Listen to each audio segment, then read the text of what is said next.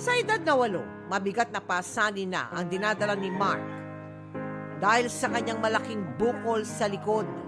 Matapos natin itampok ang kanyang kwento, matagumpay na naoperahan ang kanyang bukol noong Hunyo. Sobra po ma'am na tuwa po ma'am na dahil naalis na po ma'am yun sa kanyang bukol na halos sa 7 taon po ma'am niya na diramdam. Si Messing naman, na mula Ilocos Norte, na may cleft lip at palate, ginugol ang kanyang oras sa paghahanap buhay para maiwasan maging tampulan ng tukso.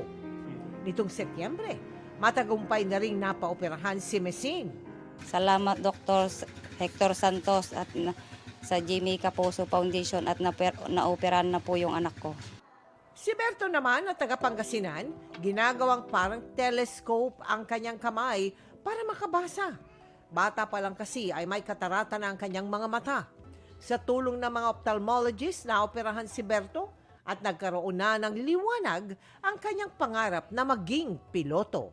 Thank you po, pati po sa doktor ko na nag-opera po sa akin. Lumina na po kasi mata ko. Thank you po. Nakilala rin namin sa kanilang lugar si Jessica, na bata pa lang malabo na ang mga mata. Dati nang napa-laser at nilagyan ng permanent lens ang kanyang mga mata sa isang medical mission doon. Pero noong 2019, lumabo ang mga ito at hindi na siya nakapagpatingin dahil sa pandemya. Ayon sa isang espesyalista, kailangang malinisan ang lente ng kanyang mga mata. Naisagawa naman agad ang laser treatment sa kanyang mga mata. Hindi na po ako nahihirapan sa pagsusulat, pagbabasa. Maraming salamat po sa ating partner doctors, hospital at mga institusyon. Kung nangangailangan ng medical assistance, maaari mag-iwan ng mensahe sa GMA Kapuso Foundation official Facebook page sa ilalim ng aming Kapuso Kalusugan Konsulta Project.